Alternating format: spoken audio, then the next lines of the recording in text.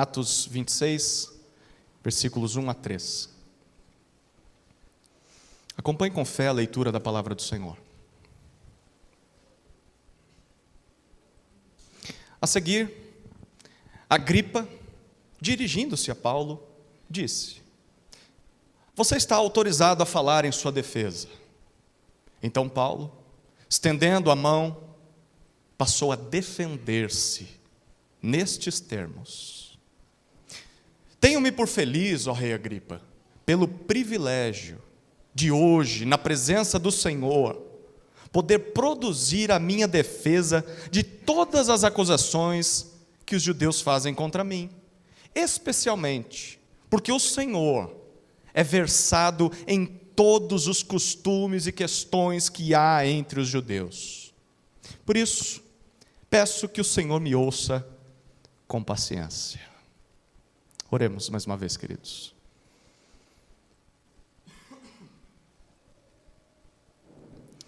Pai amado, estamos diante de Tua santa palavra e precisamos desesperadamente da condução de Teu Santo Espírito para compreendê-la, para crer nela e para que através disso ela nos transforme. Te pedimos por isso, para que Teu Santo Espírito nos conduza aos pés de Cristo, nosso Redentor, e que a Tua igreja seja edificada, confrontada, consolada, transformada pela Tua palavra. É nossa oração, no nome de Jesus. Amém. Quem aqui é pai ou mãe? Quem aqui é avô, avó? Quem aqui é professor, professora? Quem aqui é presbítero? Quando a gente repete algo recorrentemente, por que será que a gente repete as coisas? É porque é importante, não é? Se você é filho, neto, aluno, ovelha, e ouve a mesma coisa recorrentemente, é porque isso é importante. Bom, mas e quando Deus repete a mesma coisa para nós várias vezes? Isso é ou não é importante? É muito mais importante do que aquilo que as pessoas falam, sim ou não? Bom, nesse texto, capítulo 26 de Atos, nós leremos a terceira vez em que a Bíblia nos conta sobre a conversão de Paulo. 3 vezes. E se está em um livro só, a mesma história relatada 3 vezes, é porque é importante. A primeira vez foi narrada por Lucas, o autor do livro, lá no capítulo 9. Ele contou, panoramicamente, a conversão de Paulo. A segunda vez foi no capítulo 22, quando é Paulo quem conta a sua conversão. Você vai se lembrar desse dia, ele foi preso no templo, em Jerusalém, foi arrastado para fora injustamente, ele não tinha cometido crime nenhum, foi espancado até a morte quase, e o comandante da guarda romana impediu que ele morresse. Então ele está ferido, sendo arrastado para a fortaleza romana, mas aí ele pede para falar. E do alto da escadaria ele prega, e ele começa contando a sua conversão, Atos capítulo 22. Então assim, foi pego de surpresa. E ele mencionou as coisas mais importantes aos judeus hostis que haviam acabado de espancá-lo. E agora é a terceira vez em que esse relato é contado. Paulo teve mais tempo para pensar no que diria. Pelo menos 2 anos. E então ele conta com detalhes a sua conversão. A gente sabe que Atos capítulo 25 nos conta a respeito, foi o texto que a gente viu semana passada, a respeito de uma audiência. O apóstolo Paulo está preso há 2 anos, desde aquele momento em que foi espancado. Não há uma acusação legal e formal que o mantenha preso. Ele já provou sua inocência, não cometeu nenhum crime contra Roma. Mas os que ficam sobre a prisão de Paulo, eles não conseguem libertá-lo, porque os judeus fazem pressão. Então, Paulo já provou sua inocência algumas vezes, mas fica sendo levado de uma mão para outra, sem ser liberto, e sem que o caso dele tenha um veredito. 2 anos esperando, até que o novo governador, Festo, assume o posto, quer resolver logo essa questão, leva o caso, os judeus vêm até ele, levam o caso de Paulo. Paulo precisa apelar para Roma, porque Festo quer agradar os judeus, quer entregá-lo nas mãos dos judeus, e ele diz: eu não cometi crime nenhum, já provei minha inocência. Se vocês não vão fazer justiça, eu apelo para o imperador. Era um direito de cidadão romano que ele tinha. Então, ele vai aguardar até que chegue em Roma, vai demorar mais um tempinho. Nesse ínterim, chegam em Cesareia, onde ele está preso, 2 figuras muito importantes no cenário político da época. O rei Agripa II, que era o rei Herodes da época, o rei dos judeus, sua irmã, Berenice, lembra dela? A Berenice que não tinha boa fama, não. O pessoal dizia que ela tinha um caso com o próprio irmão, o rei. Era um casal bem esquisito. Eles chegam lá, o texto diz com grande pompa. Agripa quer ouvir o caso de Paulo, então a audiência é marcada. E o cenário que nós vimos no final do capítulo 25 de Atos, de um lado, estão as pessoas mais importantes daquela época, naquela região. Nós temos o representante do poder político, Festo. Nós temos os representantes do poder militar, todas as autoridades militares estão ali. E o poder religioso, representado por Herodes, Agripa II. Do outro lado, nós temos um simples prisioneiro. Um judeu que é muito versado, muito inteligente, mas está ali com as suas roupas de prisioneiro, com correntes nas mãos. E nós vimos que o texto foi irônico para nós no capítulo 25. Na verdade, nós vimos quem é que está livre nessa história. Não são os poderosos, que têm toda a pompa, todo o glamour. Eles estão presos, amarrados aos seus pecados. Aquele que está livre de fato é aquele que está amarrado, preso. Paulo, ele conheceu a salvação. E então aqui nós vemos o começo do discurso dele. No versículo 1, que foi o texto que nós lemos, Agripa permite que Paulo fale. Festo apresentou Paulo, o caso dele, e então agora Agripa diz: você pode falar. Paulo levanta a mão e começa a falar. E ele começa no versículo 2 expressando a sua felicidade. Olha que loucura, o homem está feliz.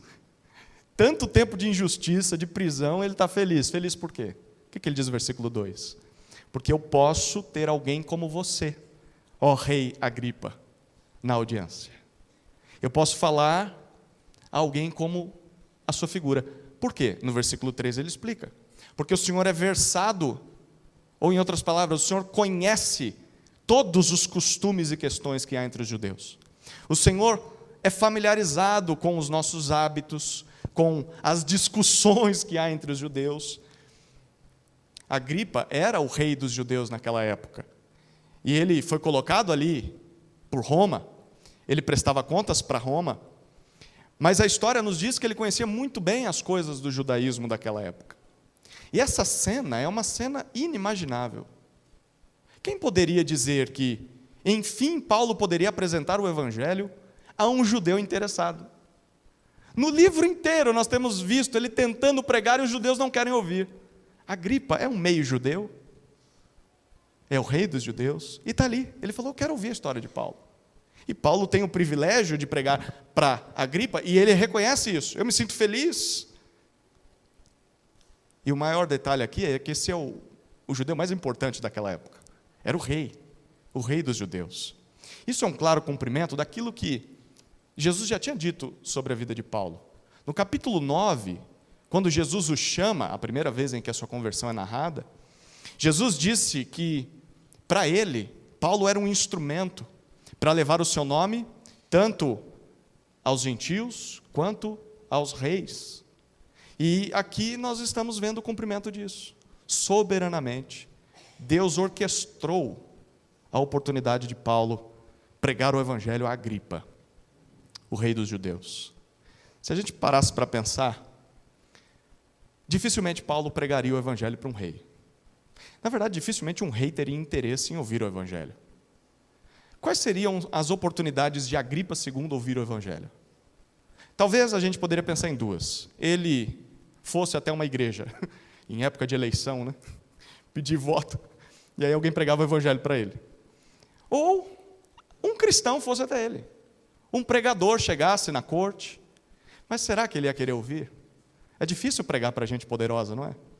Eles acham que tem tudo, acham que não precisam ouvir as pessoas que estão abaixo deles. Deus deu a oportunidade. E Paulo não vai desperdiçar. Deus falou que isso ia acontecer. Deus orquestrou essa oportunidade e Paulo quer aproveitá-la. Esse era o plano de Deus. Pergunta, dá para entender os planos de Deus? Não dá, né? Poderia ter sido de outra forma, não poderia? Eu fico imaginando Deus na eternidade planejando a vida de Paulo. Está o Pai, o Filho e o Espírito lá. Como é que a gente vai fazer a história dele? Aí ele vai testemunhar para o rei Agripa II no ano tal. Tá, quais possibilidades, quais oportunidades nós podemos ter para que isso aconteça? De todas, Deus pega a que mais vai produzir sofrimento na vida de Paulo. Poderiam ter se encontrado numa rodovia, sei lá, a carroça de Agripa quebrou, e aí Paulo está passando, olha Agripa, posso te ajudar a trocar o pneu da carroça? E pregava o Evangelho. Poderia ter sido numa festa, mas foi através de uma prisão injusta. Depois de 2 anos, sendo injustiçado recorrentemente. Não dá para entender os planos de Deus. Mas nós sabemos os objetivos de Deus. Os objetivos de Deus é que eu e você anunciemos o Evangelho a quem quer que Ele coloque no nosso caminho. Seja um rei, seja alguém completamente desconhecido para esse mundo. Então, nós não deveríamos desperdiçar as oportunidades que Deus nos coloca para pregar o Evangelho. Essas oportunidades muitas vezes aparecem em momentos que a gente não planeja. Momentos difíceis, momentos em que os nossos nervos são aflorados, momentos até mesmo de sofrimento. E às vezes a gente despreza tanto o sofrimento.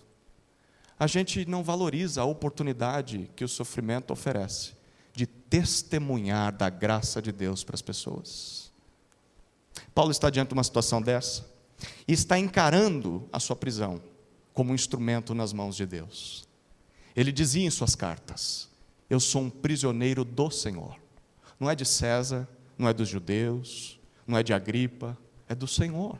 O Senhor quer que eu esteja aqui. Eu não cometi crime algum, fui preso injustiçado. Então o que eu posso fazer? Anunciar o Evangelho onde eu estou. Estou me defendendo, fazendo a minha parte, mas não saio da cadeia. Então essa é a situação que Deus quer que eu esteja. Vou aproveitá-la. Quais são as suas prisões? Quais são as correntes que te prendem? Qual situação Deus colocou na sua vida? Certamente Ele quer que você testemunhe do Evangelho. Certamente. Bom, o versículo 3 continua. E Paulo diz, olha, por ter o Senhor como a minha audiência, o Senhor está interessado no caso, eu peço que o Senhor me ouça com paciência. Para os mais antigos vão se lembrar daquela cena. Senta, que lá vem história. Paulo, quando tem oportunidade de falar, ele fala.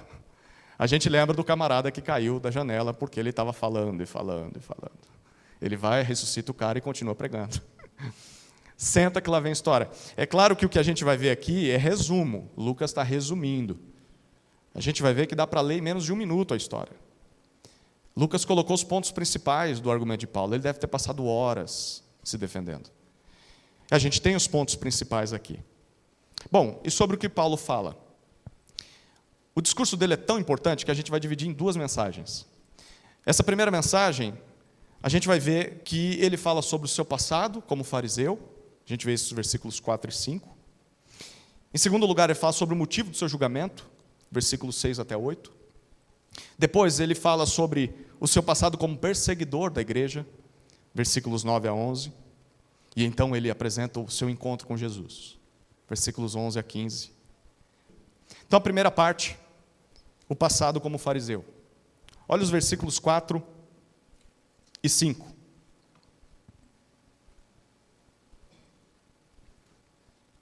Quanto à minha vida, desde a mocidade, como decorreu desde o princípio entre o meu povo e em Jerusalém, todos os judeus a conhecem. Pois, na verdade, eu era conhecido deles desde o princípio, se assim o quiserem testemunhar. Porque, na condição de fariseu, vivi conforme o partido mais rigoroso da nossa religião. Paulo começa pelo começo. Qual que é o começo para ele? É a sua vida desde a juventude, desde a mocidade. E ele diz, todos esses judeus, provavelmente, na audiência ali na corte, havia os judeus que o acusaram. Eles estavam lá querendo que ele fosse morto. E ele diz, todos os judeus conhecem a minha trajetória, desde a minha terra natal, ele nasceu em Tarso, na Cilícia, até o momento em que eu cheguei em Jerusalém. É bem possível que ele tenha vindo na juventude para estudar em Jerusalém. E no versículo 5 ele diz, eles podem testemunhar. Se o Senhor quiser questioná-los, eles vão falar da minha jornada. Que jornada é essa? Ele conta. Eu fui fariseu, o partido mais rigoroso da religião judaica. E na condição de fariseu, ele diz para Agripa, eu fui um dos mais fiéis da minha época. O grupo dos fariseus era um grupo político-religioso e naquela época era o mais rigoroso de todos. Eles eram totalmente contrários à subordinação a Roma.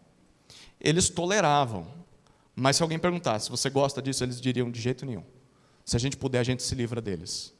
Eles também condenavam o seu próprio povo, que se submetia a Roma, que muitas vezes fazia os gostos de Roma. Eles gostavam de ser considerados como os guardiões da lei, como os mestres da lei de Moisés. Foi a partir dos fariseus que surgiram os escribas. Eles eram como os mais bíblicos de sua época. Eles gostavam de ser conhecidos assim. E o que Paulo está querendo dizer para Agripa, quando ele diz que foi um fariseu zeloso, é que ele não é um ignorante quanto à lei de Moisés. Ele não é um neófito no judaísmo, alguém que não entende as questões entre os judeus. Ele não é um herege, que da noite para o dia apareceu e está pregando uma coisa nova. Ele conhece muito bem a esperança de Israel. E muito menos é um revolucionário. Ele não foi criado nas montanhas, isolado da sociedade, preparando uma guerrilha para acabar com Roma. Ele diz, eu estava aí o tempo todo.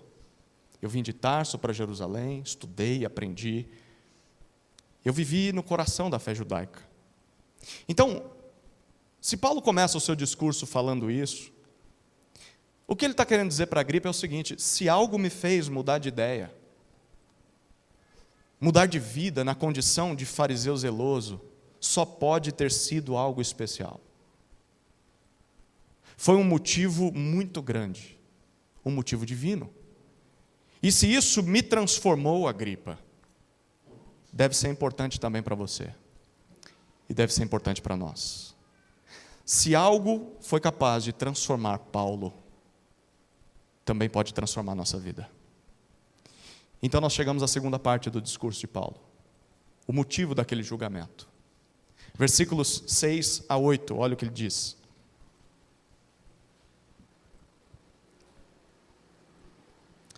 E agora, estou sendo julgado por causa da esperança, da promessa feita por Deus aos nossos pais, a qual as nossas 12 tribos, servindo a Deus fervorosamente, noite e dia, almejam alcançar.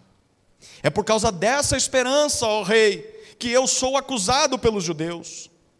Porque se julga incrível que entre vocês que Deus ressuscite os mortos. Bom, depois de falar do seu passado, Paulo fala sobre o seu presente no versículo 6. E ele fala sobre o motivo daquele julgamento. Ele diz, agora eu estou sendo julgado por causa da esperança da promessa feita por Deus aos nossos pais. Ao dizer isso para Agripa, ele conecta a sua fé em Jesus com a promessa feita por Deus no Antigo Testamento. Quem eram os pais dos judeus? Abraão, Isaque e Jacó.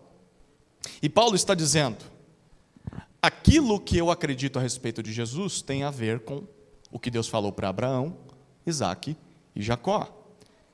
Em outras palavras, a fé em Cristo não é uma heresia, não é uma nova doutrina, E não é invenção da cabeça de Paulo.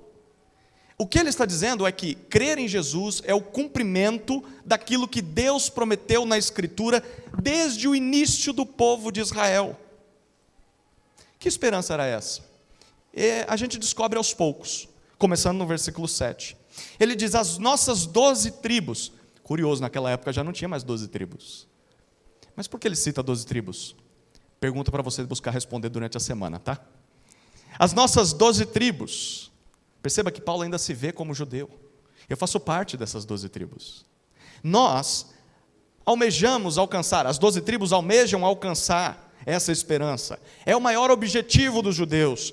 E olha o que ele diz aí, buscam isso servindo a Deus fervorosamente noite e dia. Eles adoram a Deus com constância, com devoção intensa o tempo todo. E ele continua falando sobre essa esperança. E agora no versículo 7, finalizando, é bem possível que ele se volta para Agripa. E ele diz, por causa dessa esperança, ó rei, que eu estou sendo acusado pelos judeus. Muito curioso. Porque segundo Paulo, ao dizer isso, ele está sendo acusado, ele foi preso, ele está sendo julgado, exatamente por aquilo que os próprios judeus, que o colocaram ali, esperam acontecer. Eles esperam o cumprimento das promessas de Deus no Antigo Testamento. Eu estou preso aqui exatamente por causa desse cumprimento.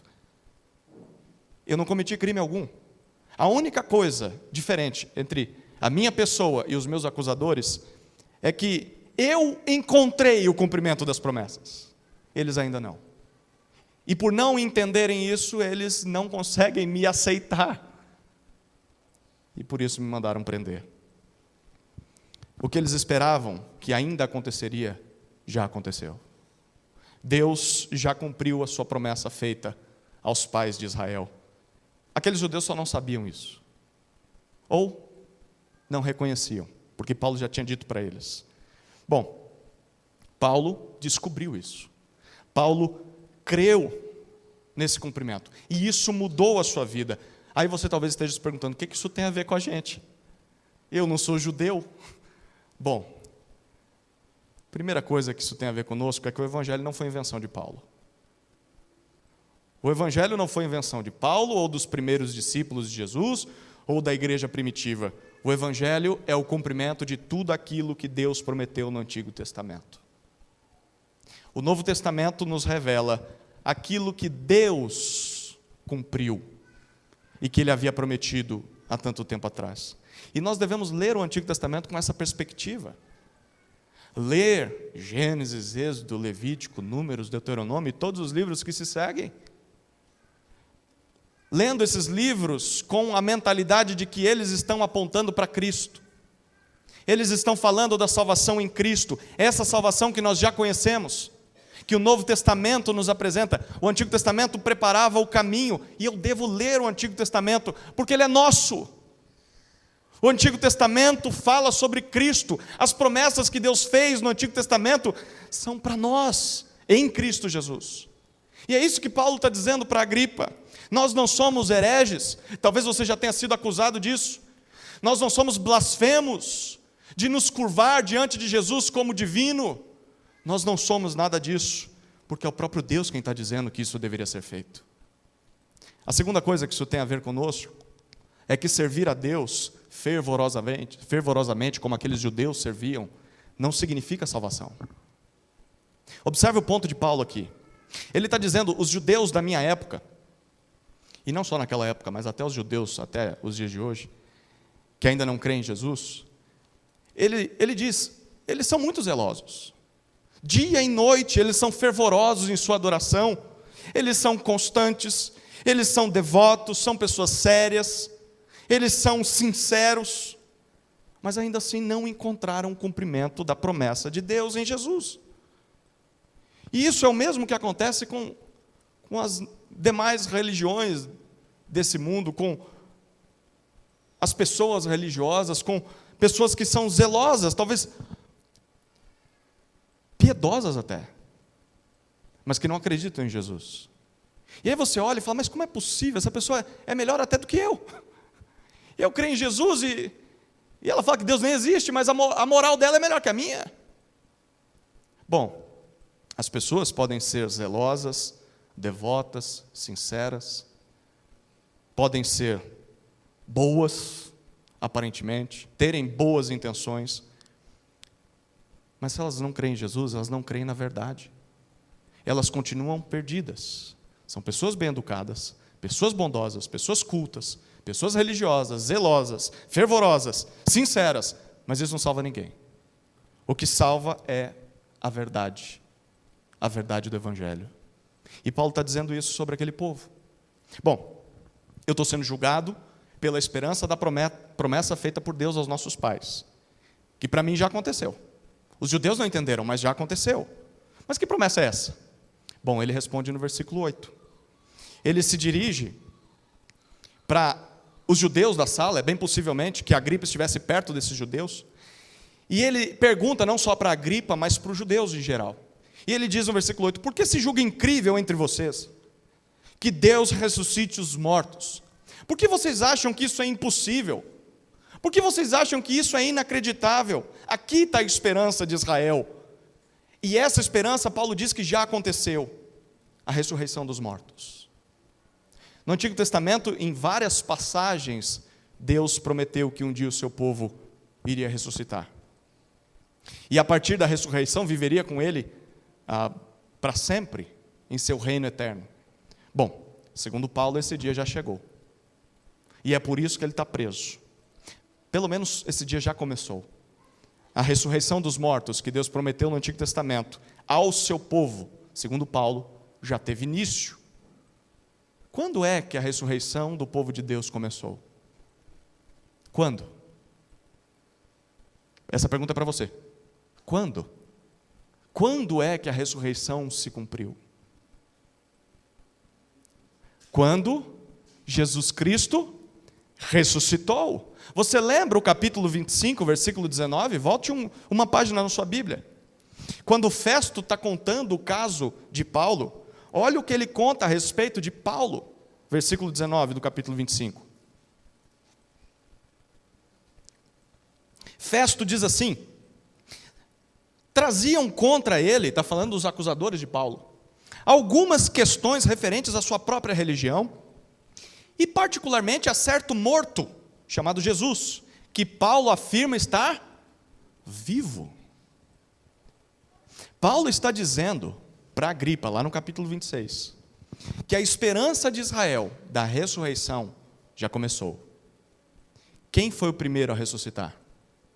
Jesus. Esse é o coração da fé de Paulo. E esse é o ponto bombástico do Evangelho.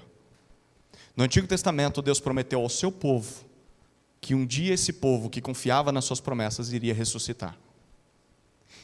E o apóstolo Paulo está dizendo que Deus cumpriu isso em seu Filho Jesus. Está percebendo o quanto isso é bombástico? A promessa foi feita para um povo, mas Deus cumpriu em uma pessoa, na pessoa de Jesus. Jesus é o representante perfeito do povo de Deus. Jesus é o único que merece viver para sempre ao lado de Deus em seu reino eterno. E o que Paulo está dizendo é o seguinte: se nós cremos em Jesus como nosso representante junto ao Pai, essa prerrogativa é passada a nós também. Pela fé nós já ressuscitamos com Cristo. E nós estamos unidos a Cristo. Nós estamos onde Cristo está. E onde Cristo está? Ele está sentado à destra do Pai, nas regiões celestiais. E quando nós morrermos, ou Ele voltar antes desse dia, nós vamos experimentar isso em toda a sua plenitude. Se você morrer antes de Cristo voltar, você irá ressuscitar um dia, se você crê nele. E se nós estivermos vivos, quando isso acontecer, os nossos corpos serão transformados para viver ao seu lado para sempre. E essa é a mensagem do Evangelho. Para os judeus que estavam ouvindo Paulo, isso parecia loucura. Era até blasfêmia para eles. Mas para Paulo era a mais pura verdade. A verdade que transformou a sua vida. A pergunta agora é: e para você? Essa mensagem é loucura? É blasfêmia? Ou é a mais pura verdade? A ressurreição dos mortos parece inacreditável para você? Será que o Deus que criou todas as coisas não poderia ressuscitar os mortos? Há algo impossível para Deus?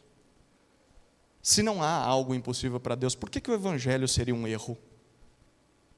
Se Deus ressuscitou Jesus, todo o restante que a Bíblia fala sobre Jesus é verdadeiro.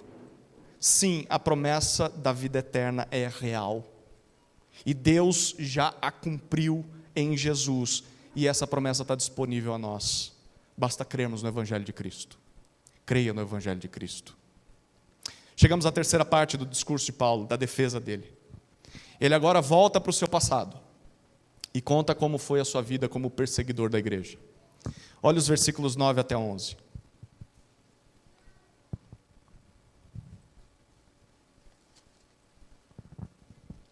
Na verdade, eu pensava que devia fazer muitas coisas contra o nome de Jesus, o Nazareno.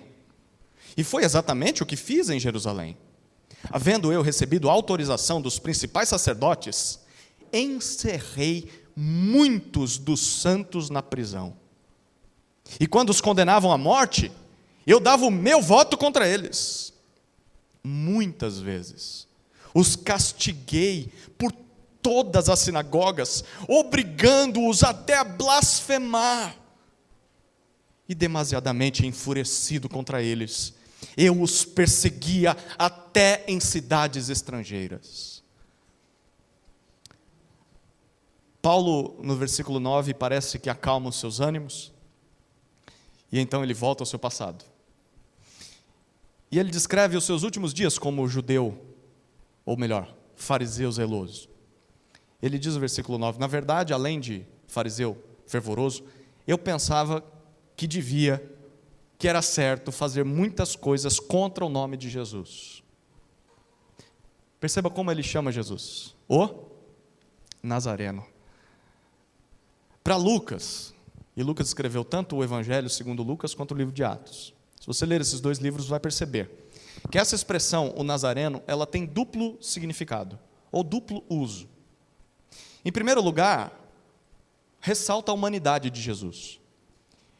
Quando Nazareno é citado, muitas vezes os interlocutores, os personagens estão querendo dizer que Jesus foi um ser humano real. Alguém que viveu nesse mundo, uma personagem histórica que nasceu, cresceu ali em Nazaré da Galileia, que tinha fome, sede, dormia, se cansava. Ele foi um ser humano como nós. Mas a segunda maneira de se usar o Nazareno não era nesse sentido positivo. Era para depreciar a pessoa de Jesus. Normalmente os inimigos do Evangelho usavam essa palavra como um palavrão, como uma humilhação, um xingamento. Como se Jesus fosse, é só mais um galileu qualquer. Ele não é profeta, ele não é filho de Deus, ele não é divino, coisa nenhuma. Veio lá de Nazaré. Bom, quando Paulo ainda era fariseu, o que você acha que ele pensava sobre Jesus, o Nazareno? Bem possivelmente a segunda opção. Ele não passa de um galileu. Eu achava que devia eliminar da face da terra a memória desse Nazareno blasfemo. Eu tinha que acabar com a memória dele. E ele continua no versículo 10. E foi exatamente isso que eu fiz. Lá em Jerusalém. E o que Paulo fez para acabar com o nome de Jesus e tudo que esse nome representava? Versículo 10 ele diz que recebeu autorização dos principais sacerdotes. Ele recebeu uma espécie de poder judicial para poder fazer 4 coisas. A primeira está no versículo 10. Prender os seguidores de Jesus. Paulo afirma aqui no versículo 10 que encerrou ou lançou muitos dos santos na prisão. Interessante, santos. É assim que Paulo vê os seguidores de Jesus agora. Pessoas escolhidas por Deus. Pessoas separadas para Deus. Membros do seu povo, e era isso que eu fazia com o povo de Deus. É óbvio que Paulo está se referindo aos judeus que haviam crido em Jesus como seu Messias. De acordo com Paulo, os que creem em Jesus é que realmente são santos, participantes do povo de Deus, não os demais judeus. Os demais que não aceitavam Jesus como seu Messias não eram santos. Paulo, nessa época, não era santo, apesar de ser um fariseu tão zeloso. Ele não fazia parte desse grupo. Queridos, por mais que as pessoas não reconheçam, por mais que nós mesmos falhemos, por causa dos nossos tantos pecados, se nós cremos em Jesus, é assim que Deus nos vê, santos. Pense nisso por um instante, santos. Fomos separados dentre todos, fomos dedicados exclusivamente a Ele, nós fazemos parte de seu povo na terra. É bom lembrar disso, não é? Principalmente nos dias de queda, quando nós caímos em pecado, quando as consequências do pecado nos atingem, quando as acusações de Satanás vêm aos nossos ouvidos, quando as pessoas apontam o dedo para nós e lembram dos nossos erros, é bom lembrar que em Cristo nós somos santos, por causa do que Cristo fez. Ele nos vê assim, Ele nos trata assim. Mas como é bom lembrar disso, quando a igreja, o povo de Jesus, composta de pessoas como nós, pecadoras, mas consideradas santas por Deus, quando essa igreja nos machuca. É importante lembrar disso nesses dias. Quando as pessoas erram conosco, quando a igreja nos fere, porque apesar daquele pecado que está enfeiando a igreja, apesar das fraquezas da igreja, apesar da esquisitice da igreja, em Cristo essa igreja é considerada santa. O povo de Deus é o povo santo, povo dedicado para Ele, exclusivo dEle, e nós não podemos nos esquecer disso, porque se a gente esquece, no primeiro pecado que cometerem contra nós, nós vamos depreciar a igreja e talvez desistir da igreja. Deus não desiste da igreja, Ele vê como povo santo. Bom, Paulo diz, eu prendi muitos santos. Mas no versículo 10, a segunda autorização que ele recebeu foi para votar a favor de sua condenação. Ele diz, além de prender os santos, ele recebeu autoridade para dar o seu voto contra eles quando eles eram condenados à morte. Um bom exemplo disso foi o Estevão, lembra dele? Atos capítulos 7 e 8. Quando Estevão foi preso por causa do Evangelho, e ele foi chamado a prestar contas diante do Sinédrio, os líderes mais importantes de Jerusalém, Estevão pregou o Evangelho. Estevão condenou o pecado daqueles homens, Estevão apontou para o Salvador. E os líderes do Sinédrio o arrastaram para fora, e ali o apedrejaram. E Atos capítulo 7, versículo 58, nos diz que eles deixaram suas capas aos pés de um jovem chamado Saulo. Saulo era o seu nome hebraico, futuro apóstolo Paulo. Paulo provavelmente naquele momento deu o seu voto a favor da condenação de Estevão.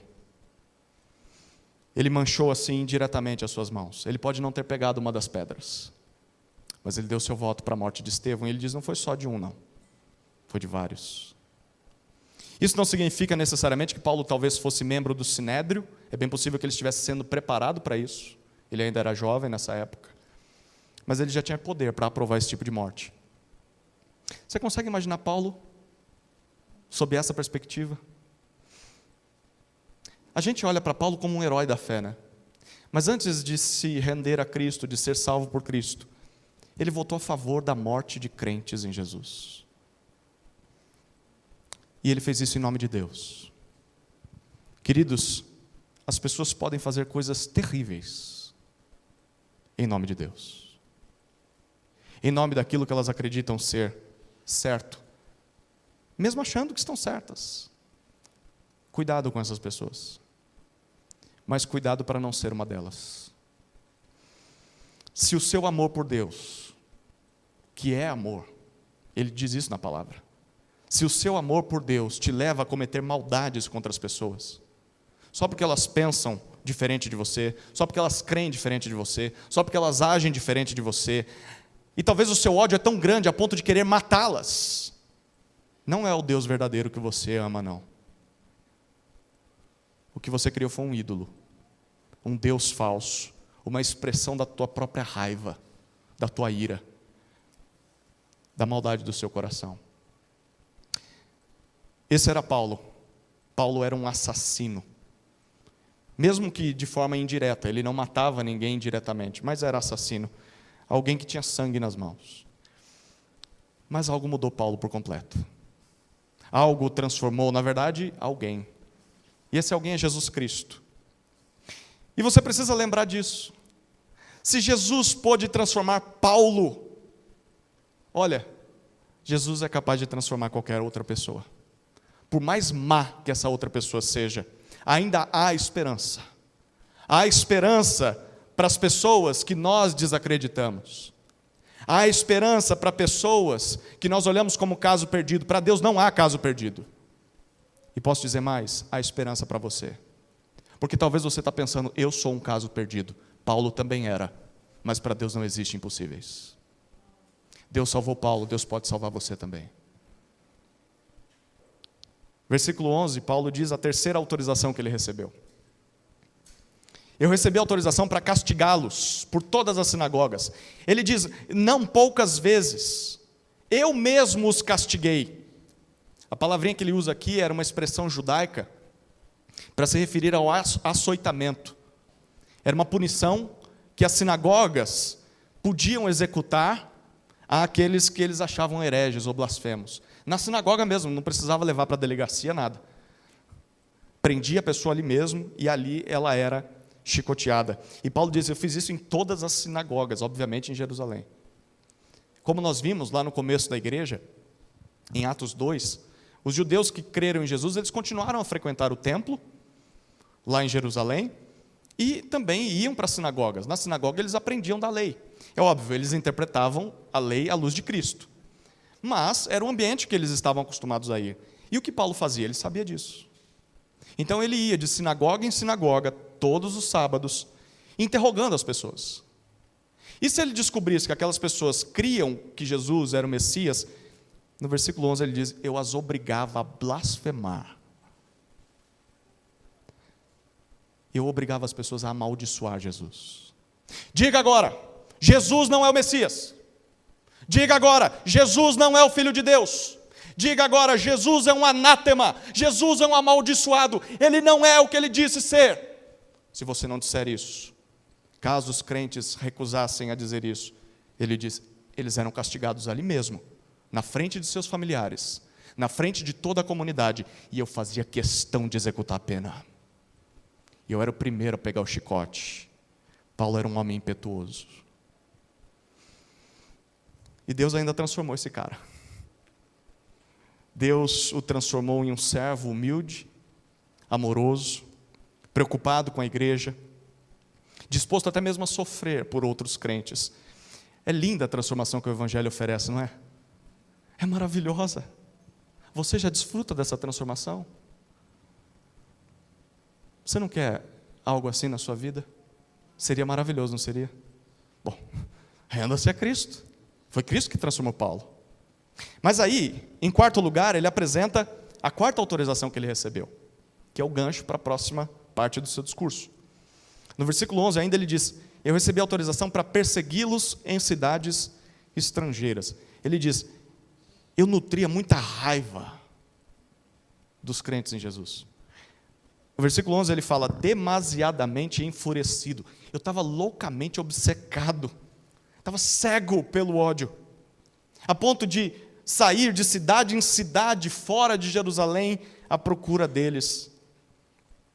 Observe como o zelo de Paulo por Deus o levou à raiva das pessoas.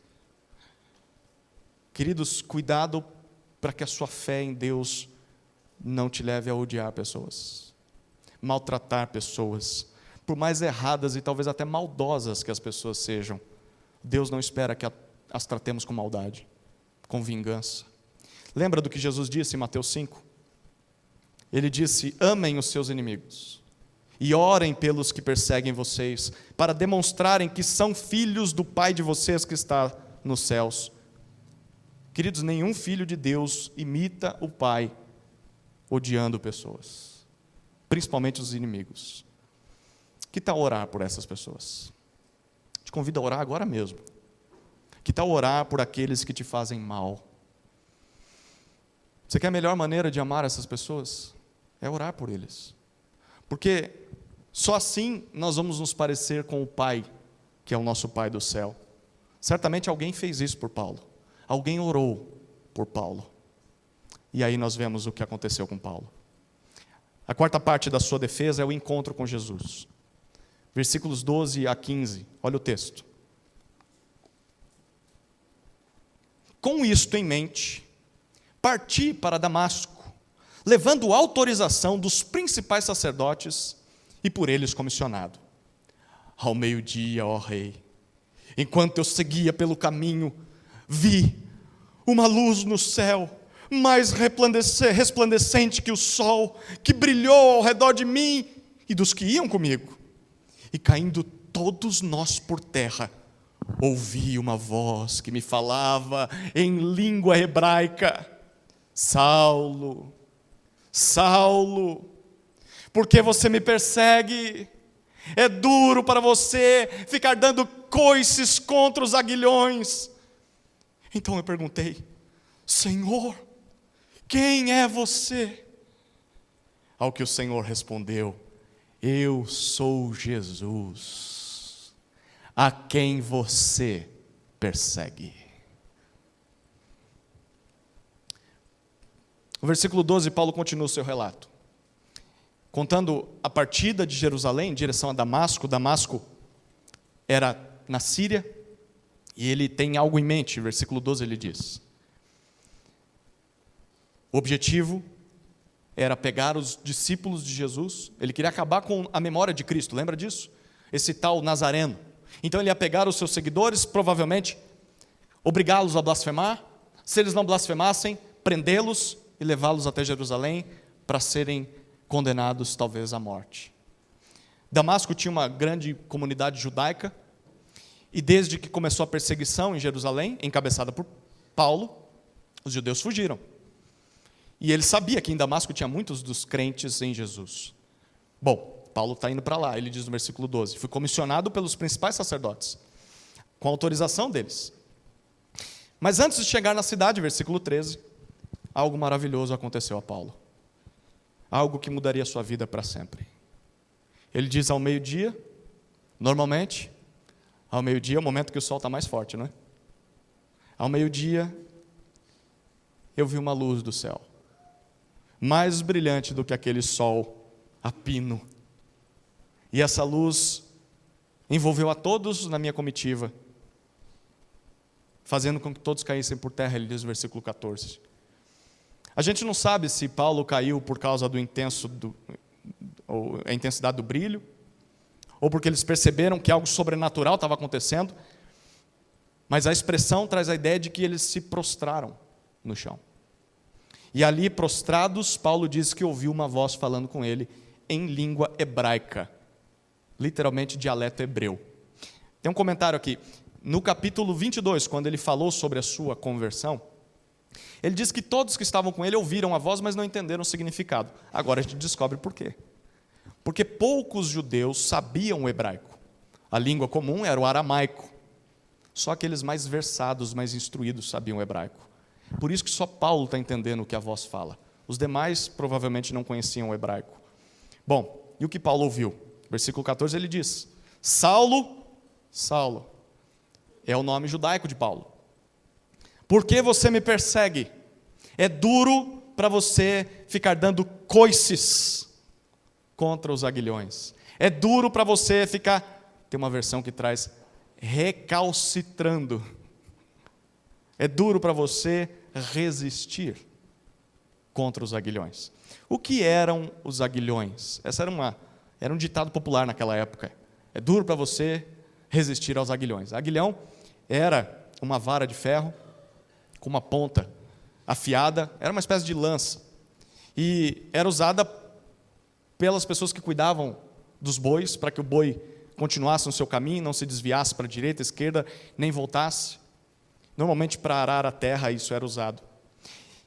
E ao usar essa expressão com Paulo, é como se Jesus estivesse dizendo o seguinte: eu tenho te conduzido por uma nova direção. Eu estou te levando para a verdadeira liberdade, mas você está agindo como um boi selvagem. Mas é inútil. É inútil se revoltar contra esse novo caminho. Isso só vai te causar dor. Você pode até tentar. Pode continuar dando coices, mas não há outra saída. Mais cedo ou mais tarde você vai fazer o que eu quero. A diferença é se você vai vir por bem ou por mal. Você vai vir, Saulo. Paulo estava resistindo ao Evangelho. A pergunta é: desde quando? Bom, pelo menos há 1 ano atrás. Por quê? Porque antes desse evento que ele está narrando, 1 ano antes foi quando Estevão pregou o Evangelho para o Sinédrio. Paulo estava ali. Paulo ouviu o discurso de Estevão. Paulo ouviu a pregação do Evangelho. E está há 1 ano inteiro resistindo a Jesus. 1 ano inteiro de resistência, de revolta, de dureza de coração. E segundo Jesus, isso era duro para ele. É difícil para você, não é, Paulo? Eu sei. Eu sei que é dificultoso. Eu sei que demanda energia. Mas é inútil. Queridos, infelizmente, há tantos como Paulo em nossos dias. Talvez há tantos como Paulo dentro desse salão. Pessoas que estão resistindo ao Evangelho há 1 dia. Pessoas que estão resistindo ao Evangelho há 1 mês, há 1 ano, há 1 década, uma vida inteira. É duro, não é? É como se Jesus estivesse dizendo: é difícil, não é? É difícil. Mas Jesus te trouxe aqui hoje para dizer: é inútil. É inútil resistir ao Evangelho. Se Jesus está te chamando, desista dessa luta, porque você certamente vai perder. Não tem como ganhar dele. Para que tanta teimosia? Aonde é que essa teimosia te levou? Olhe para a sua vida. Talvez você não persiga cristãos, talvez você não mate cristãos, mas você sabe que você é uma pessoa difícil. Você sabe que tem maldade nesse seu coração, tem impiedade nesse coração, tem devassidão nesse coração. Você é irresponsável, você é teimoso, você é imoral, você é idólatra, você é cruel. Você sabe o quanto é difícil. Hoje é o dia de parar de dar coices. É o dia de parar de lutar contra os aguilhões de Cristo e se render a Jesus. Hoje é o dia. Enfim, Ele está te dando a oportunidade de parar de sofrer e encontrar o verdadeiro descanso, o verdadeiro alívio, a verdadeira vida. É para lá que você deveria ir. Para de resistir. Bom, Paulo reconhece, no versículo 15, que está diante de alguém muito maior do que ele. E maior do que qualquer outro na face da terra. Ele pergunta: Senhor. A palavra grega que Paulo usa aqui é a palavra usada naquela época só para o imperador César. Kyrios. Senhor, quem é você? A quem eu tenho resistido inutilmente? A voz responde para ele: eu sou Jesus, a quem você persegue. Ao dizer isso, Jesus está dizendo 2 coisas para Paulo e para todos aqueles que leriam esse texto. A primeira é que se ele é Jesus a quem Paulo está perseguindo, é que Jesus está vivo. Jesus está vivo. Paulo achava que aquele tal Nazareno era só mais um judeu revolucionário, um falso Messias, que havia sido morto, havia sido sepultado e que deixou uma grande bagunça, porque os seus seguidores acreditavam que ele tinha ressuscitado. Era uma mentira. Essa era a fé de Paulo, era o que ele acreditava. Mas agora, o próprio Jesus, que realmente tinha ressuscitado, estava falando com ele. Sim, Jesus está vivo. E isso muda tudo. Isso significa que tudo o que Jesus fez, tudo o que Jesus disse, é verdade. Ele é o Salvador de Israel. Ele é o Messias. Ele está vivo. Você pode até duvidar da ressurreição de Cristo. Você talvez desacredite de que isso seja possível.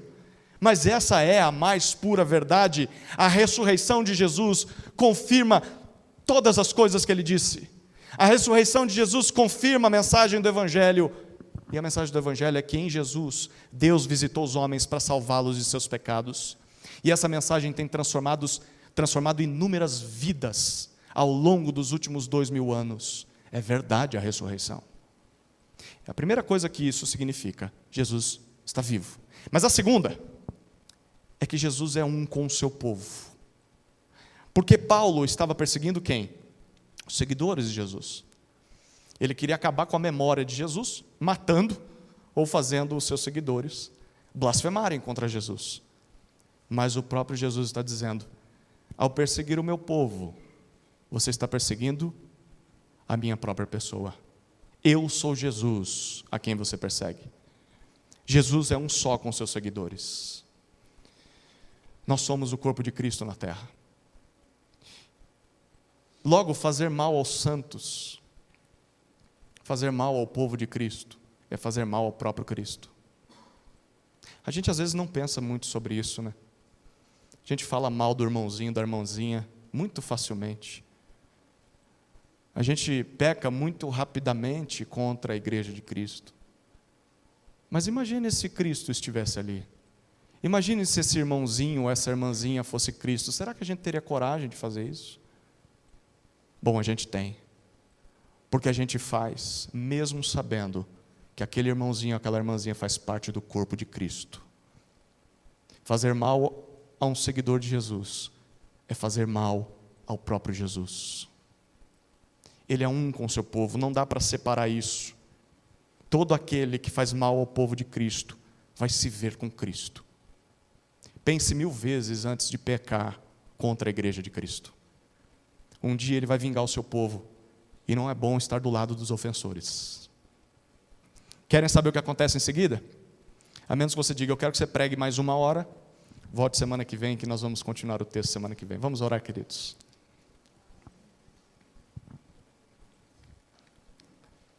Pai amado, obrigado por tua santa palavra, que tanto nos encoraja, nos contando a maneira com que o Senhor interviu na história de Paulo e o transformou de uma vez por todas.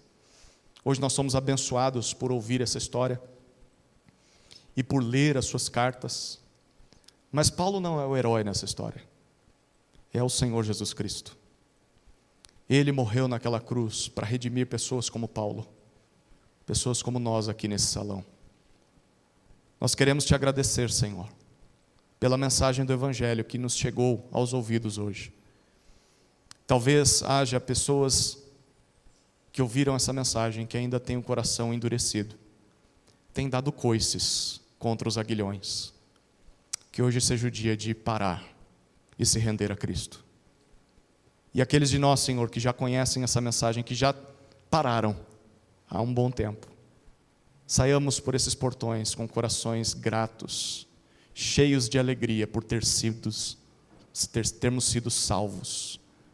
Obrigado, Deus, porque o Senhor nos tirou das trevas e nos trouxe para a luz.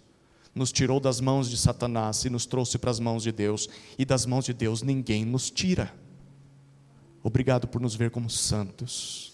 Que privilégio nós temos de sermos convidados a participar da mesa do Senhor com a consciência limpa diante de Ti. Não há mais acusações diante do Senhor. Nada mais pesa contra nós. Tudo por causa do sacrifício de Seu Filho. Te louvamos por isso, Deus. E aqui nos colocamos para comer do pão e beber do cálice, gratos em memória e anúncio do Evangelho. Em nome de Jesus oramos. Amém. Amém.